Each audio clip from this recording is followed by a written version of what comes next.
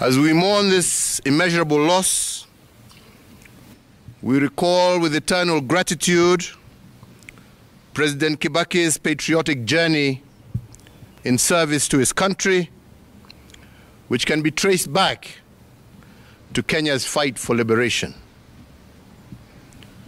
As a university lecturer, a legislator, member of parliament for 5 decades, a cabinet minister, vice president, official leader of the opposition, and finally, as the 3rd president of the Republic of Kenya, Emilio Mwai Kibaki was a quintessential patriot whose legacy of civic responsibility will continue to inspire generations of Kenyans.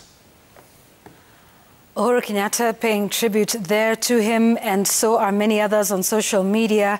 Mtetezi wa Boy Child says if it was not for Hayati Mzee Mwai Kibaki, most of us would never have entered a classroom.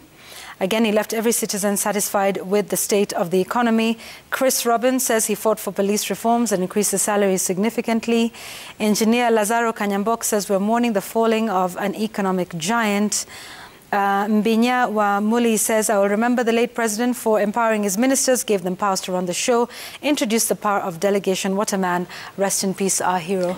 Yvonne Faith Steve says something. She says Kibaki is a father to all Kenyans. To me, he's a father because he brought free primary education, of which my parents could not afford.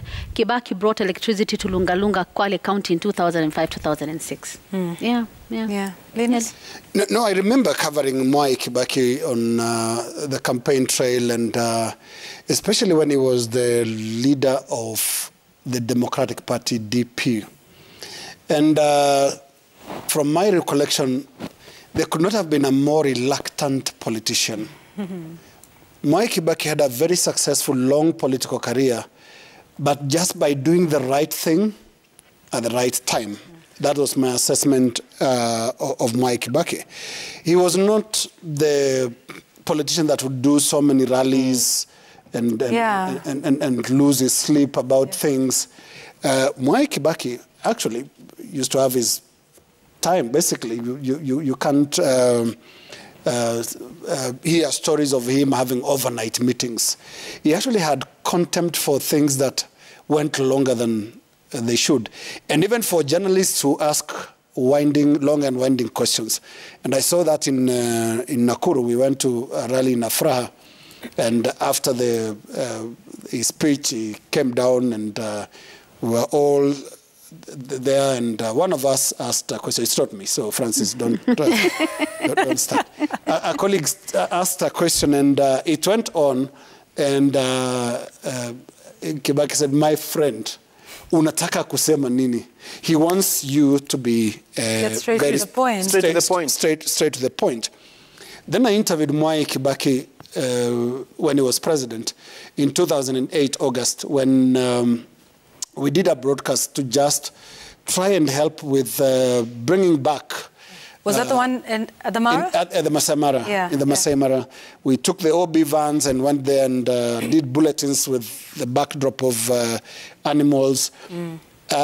Just as part of our contribution as media at the time to revive the tourism industry, because it was really badly hit by the post-election violence.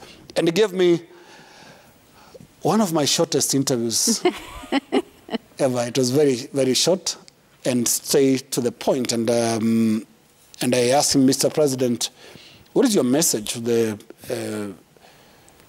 both local and international tourists as we try and revive the sector?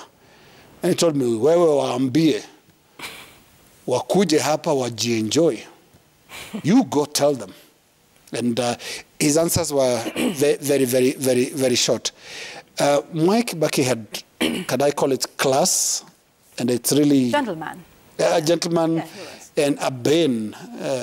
Very, very, very a Ben. And I remember one time he was saying that, you know, he doesn't belong to the village, he belongs to town. On the 9th of April 2013, I remember the preparation was to fly him to Mwega, his home in Mwega, new home up in Nyeri, or either Mwega or Othaya. As per the tradition, the military started in 2002 by flying Moi to Kabarak. And I remember there was a bit of a commotion at the State House gates because, front of State House, because the plan changed. He wants to go to Muthaiga because he associated himself with the city. He was thoroughly a Ben. There are two things that he really sought to achieve when he came to power. And one is to fix the economy, and the other one was to be the uniter and unite the country. And the results were really mixed. But there's something I remember about his inauguration speech when he said, corruption shall cease to be the way of life in Kenya. It's something that really sent a message to the public, because in January, just a day or two after his swearing in, people are arresting cops for taking bribes. That's right. You find what we call citizen arrests. They became really common. But then the culture that happens in Kenya, and we need to admit this is a culture that somebody needs to do something about. There's a whole team that comes to office, and their intention is not the intention of their leader, for example. And Mwai Kibaki's is a perfect story. We do not have stories of Mwai Kibaki's hand in the till. But we have a whole book called It Is Our Turn to Eat by British journalist Michaela Rong. And Michaela Rong captured the story of Anglo-leasing as the whistleblower John Githongo, who was appointed by Mwai Kibaki, by the way. Anti-graft czar. Yeah, to be the anti-graft permanent secretary in the office of the president to fight corruption. Right. That was his duty. And remember what he did? He did something that was rather unconventional. What he did was to record some of his conversations. He recorded conversations with ministers who were telling him, go slow on some of these things. Don't go there. And that was as early as 2003, they were eating.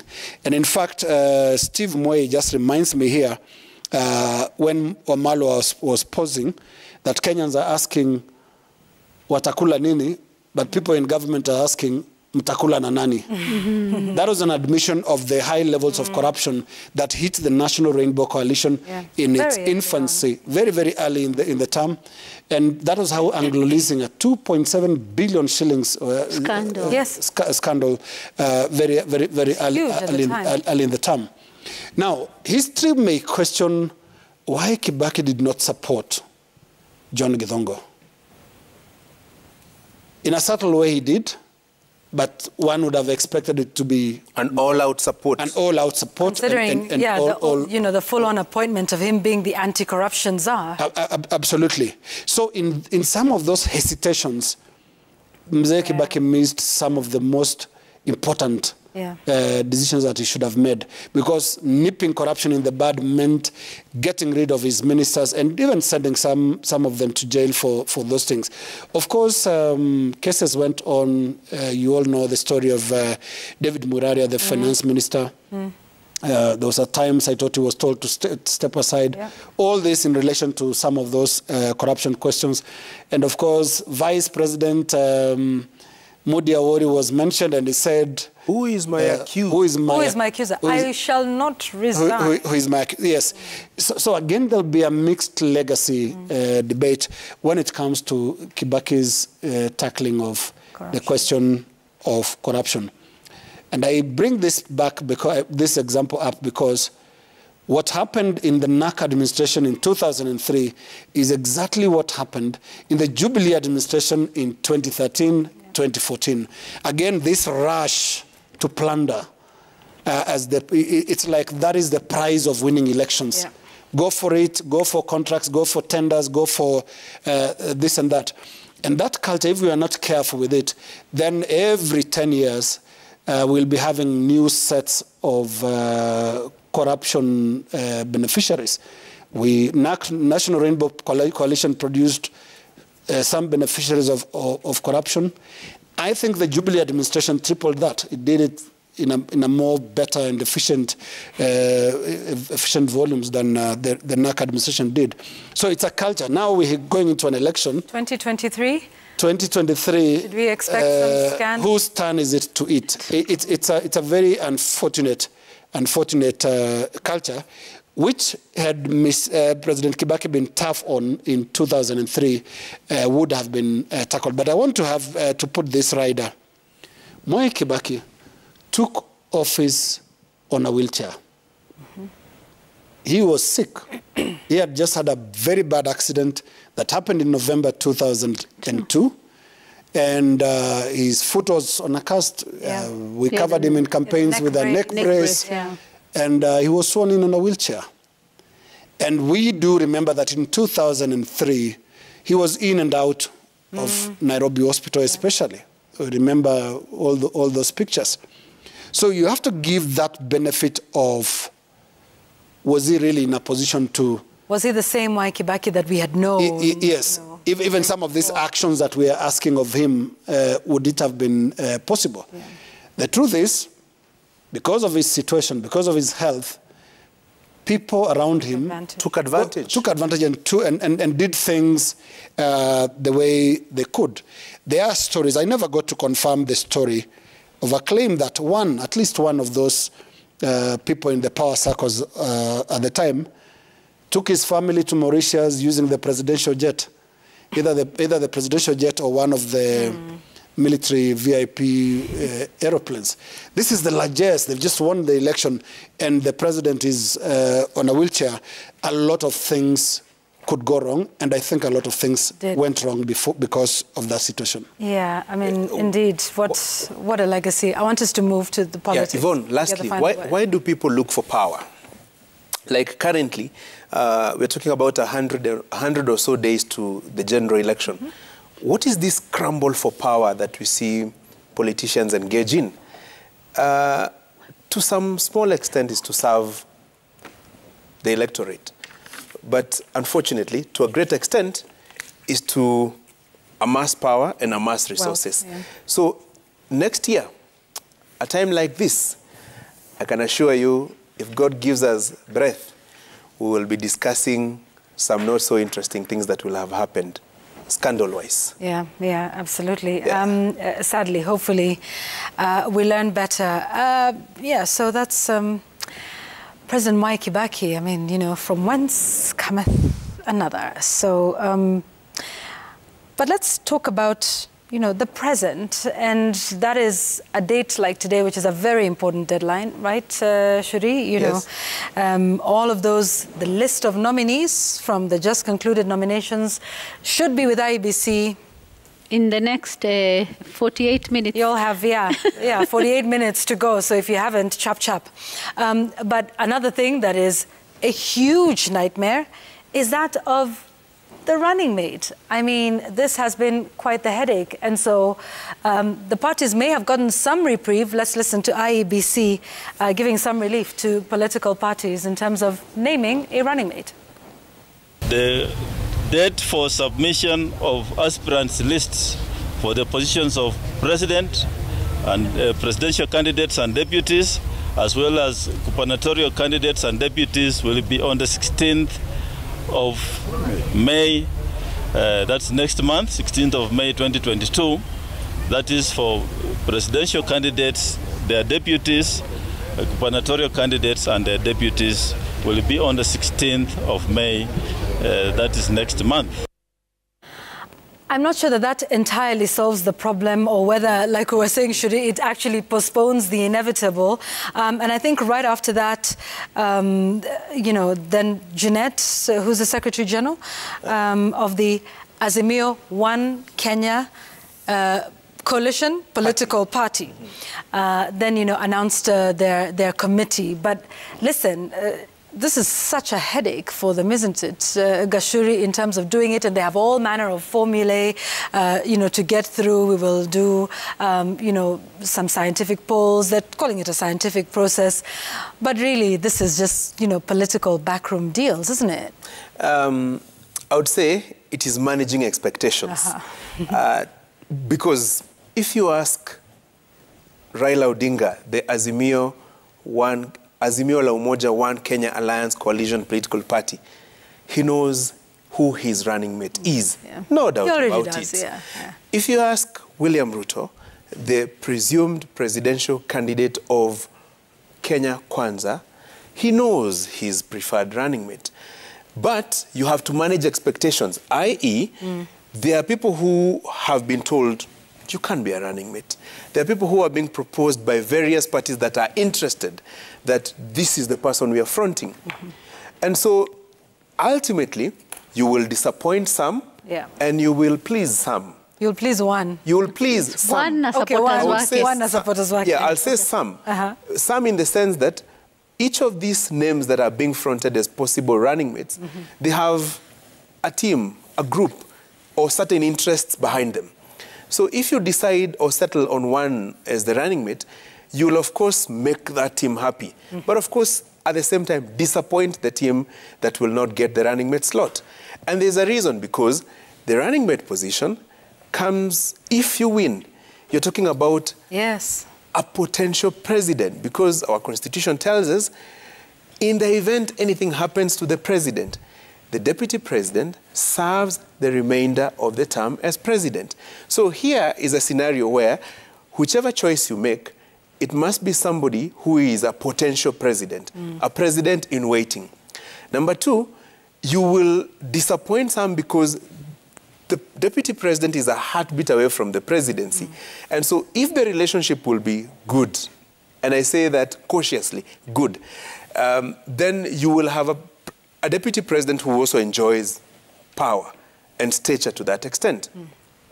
But at the same time, if we end up in a scenario like we are in currently, where the president and the deputy president are not seeing eye to eye, a dysfunctional presidency, if you may call it, then that deputy president position or that running mate position will have its own arrangements. As we've seen, as we have seen. So this is, I would say, I don't know, it's a cliche now to say the running mate headache, but I would think it's the running mate puzzle in my opinion, because whichever decision any of the leading presidential contenders will make, they will annoy some and they will make some happy. However, this is the rider, how they will manage the fallout, how they will manage the consequences of whichever choice they make. Look, in Kenya Kwanza, the deputy president has several names. I mean, several names have been quoted. Professor Kithure Kindiki, Speaker of the National Assembly, Justin Muturi, Anne Waiguru has been mentioned, Rigathi Gachagua has been mentioned, I've heard Ndindi Nyoro being mentioned. He probably has a smaller headache to deal with than the Azimio team. Here is Martha Karua being fronted, here is Kalonzo Musyoka being, actually not being fronted, but very aggressively, yes. And several others. But I would say it has narrowed down to two in Azimio. Martha Karua, Kalonzo Musyoka. Peter Munya is probably an outsider in it. Whichever decision Raila Odinga will make, it will have its own repercussions. If, for example, he picks a running mate from the mountain region, Kalonzo Musyoka and his team will have to decide whether they will be content with whichever position they will get or not, or he will say he has been slighted. If Raila Odinga picks a running mate in Kalonzo Musyoka, then he will have to go to the mountain and explain why this choice. So whichever choice he makes, he will have some explaining to do. Indeed. And lastly, where is President Uhuru Kenyatta in the choice? Absolutely, that's a big question. And you know, just that you mentioned Kalonzo, let's hear him on this one. I'll come back to you, Jamila, in a moment. Kalonzo, on the running mate issue, and just like everybody else, since joining Azimio, Kalonzo has made several statements regarding the running mate issue, obviously making a case for himself as the choice. A better, and I leave this to you, a better quality ticket than the one that, according to us, won twice. So how do you want my brother Raila to end up being president and his running mate twice is out? Wewe jibu hiyo. Wewe kitu inang'ang'aniwa. Wewe jibu Jamila. That's to Jamila. Yeah, no, Jamila, no, but, jibu hiyo. But actually, the question was yours because it was posted in Kiswahili. Jibu hiyo. But one thing we can give Kalonzo Musyoka, he's been consistent kusema kwamba ni mimi nafaa. Yeah, but he's fought for this thing, eh? Yes, he has fought for it, and he has said it from the word go that yeye ndiye anafaa kuwa running mate. Anasema kwa mara ya 3 namuunga mkono. He has been unwavering, saying he's supporting Raila Odinga since he said namuunga mkono. He has not said simuunge, amesema namuunga mkono. But mimi ndiwe mwaniaji mwenza. And he's said that several times, and I said he's been very consistent about why he should be the running mate. Even I think this was 2 days ago, and then there were the event where they were giving out the tickets, and those who were in the party were saying the same thing. Tuko na watu wengi, tuko na kura nyingi. Now that's why Kalonzo Musyoka anafaa. But then now you have a coalition of I think women who also were speaking for Martha Karua, saying that yeye ndiye anafaa, ni mwanamke, she has proved herself, she can be a perfect running mate for the Azimio One Kenya coalition flag bearer Raila Odinga. And I was listening to, I think, also another group of leaders from a different part of the country saying the same thing today. And if you compare that with the Kenya Kwanza side, where it's been almost quiet. Yeah. In terms of nani, yes, we have these names that Kashudi was mentioning. There might be jostling, but you don't see it. Imetulia iko chini ya maji. The pictures were released with a few of those gentlemen there with the deputy president.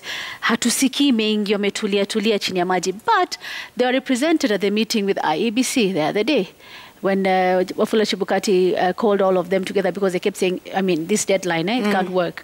Yeah, they were all there. Veronica Maina was there, the Secretary General for UDA. I saw a Member of Parliament for Gatundu South. He was there. He's also a party member, a party that is affiliated to Kenya Kwanza. They were all there because, yes, hata kama wametulia chini ya maji, wanataka pia wao huo muda until, and then of course you want to read the mood. Unataka kuona huyu mwenzangu atachagua nani, nani atatoa wa kwanza, because checkmate. Yes. Uone atachagua. For instance, if let's say Azimio la Umoja decides to name, let's say for instance Martha Karua as the candidate, so that gives the Kenya Kwanza side, like, okay, wataanza kuangalia tupatie nani, a woman from Central Kenya. Exactly. Right. So those are the dynamics they're looking at. And it's all about who announces first. Who will announce first. Msishangae kwamba hiyo 16th.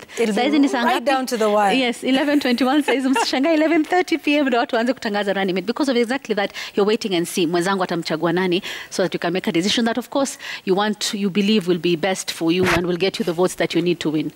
Yeah. Yeah. Why are things so quiet, in the Kenya Kwanza team? There's some open jostling, and perhaps, even as we talk about that, one of the things I wanted to point out was everyone perhaps reading quite a bit into certain optics, right? So there was the photo that was released by Deputy President. Many people said, without so a caption. those, no caption, are those the 4, shortlisted candidates for the position? And then it also depended on, who was putting his hands together and bowing. Was he the presumed? Yes, there you go. So a lot was being read into this. And on the other side, there was also a lot of reading into the optics. For instance, Raila Odinga traveling to the US with Martha Karua. What was that about? Is she the presumed candidate? So you can see there's just quite a bit of speculation around this. And I know, Francis, you said that it's cliche to call it the running mate headache. It might be, but it clearly is a headache because, like you say, this time extension they've been given is to simply sort everybody out. So you're not going to get this, we promise you this. You're not going to get, the running mate seat, but we promise you this should we win. And remember, a lot of those promises are predicated on one thing: winning the election.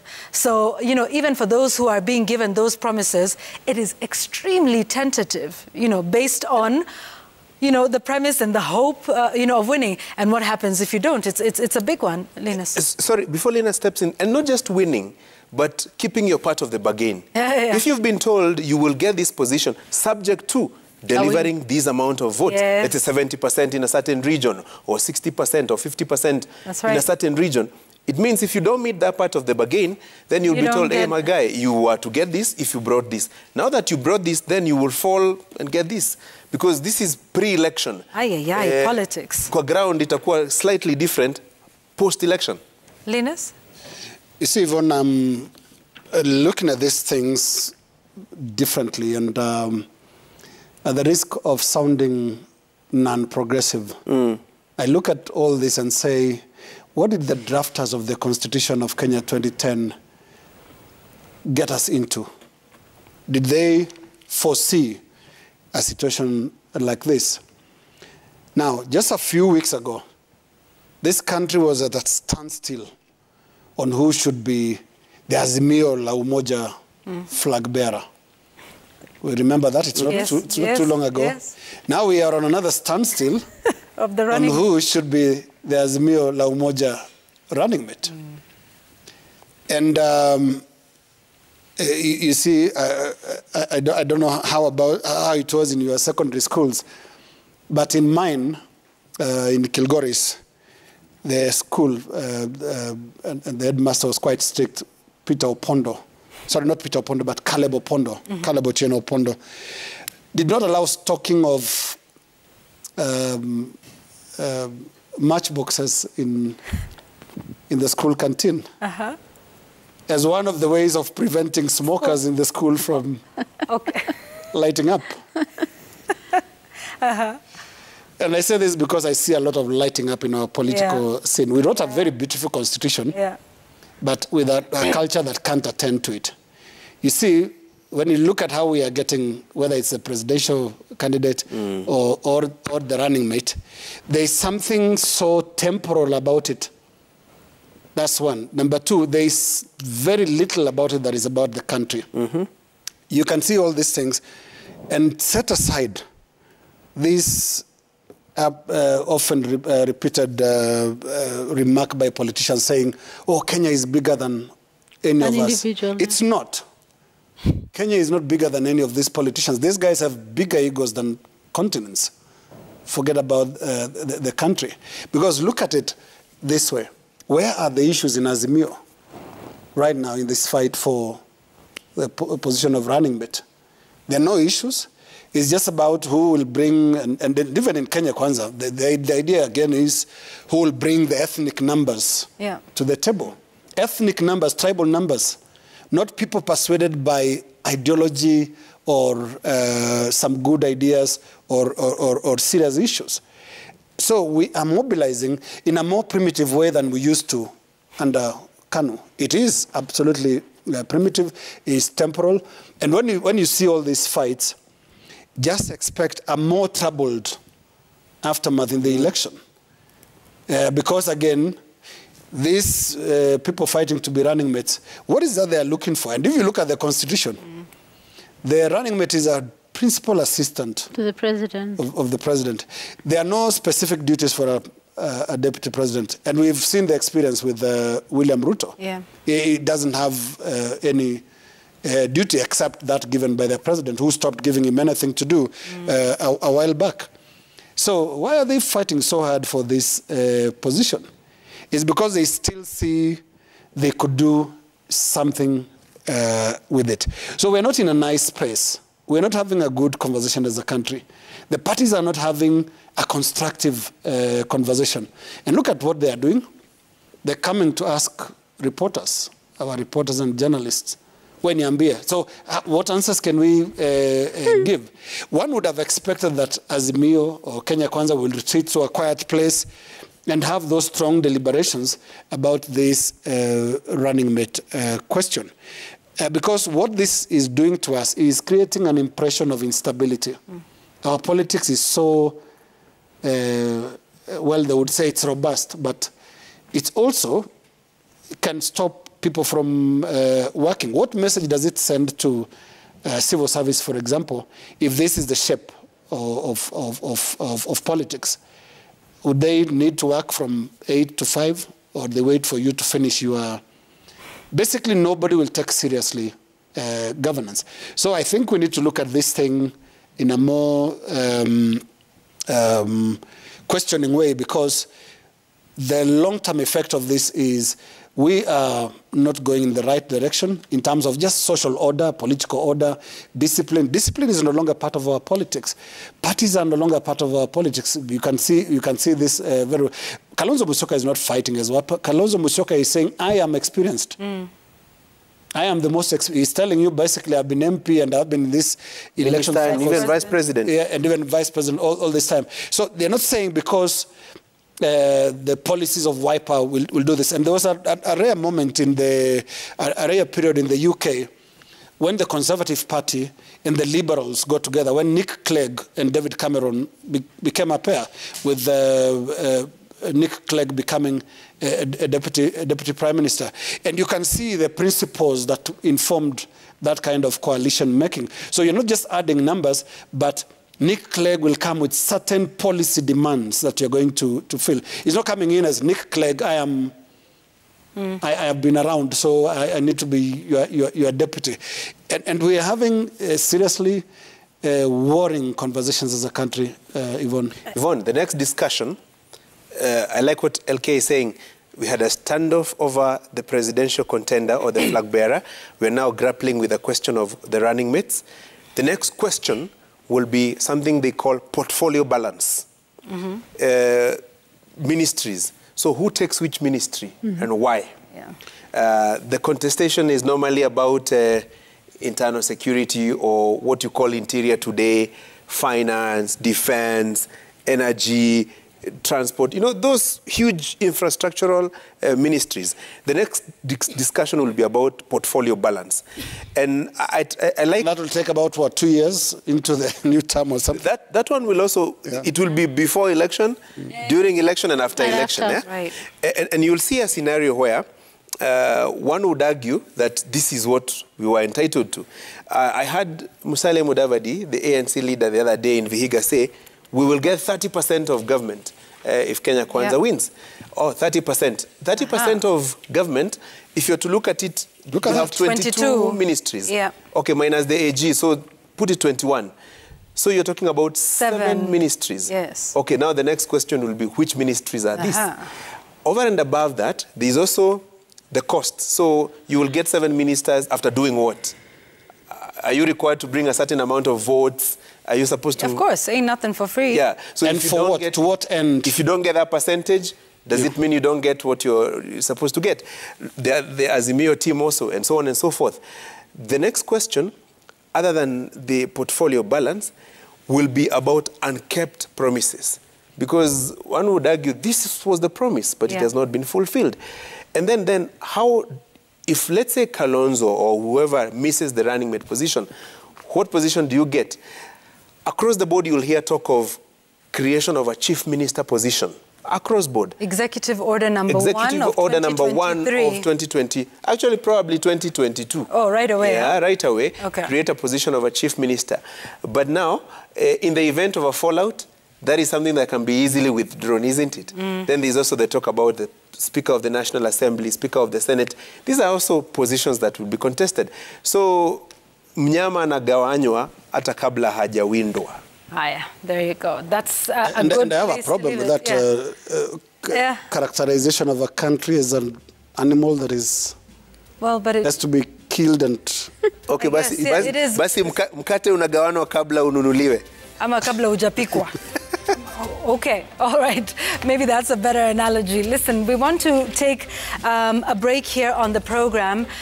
When we return, like we said at the start, we have a joint final word, which is an ode to the 3rd President of the Republic of Kenya. Our joint final word is coming up after the break.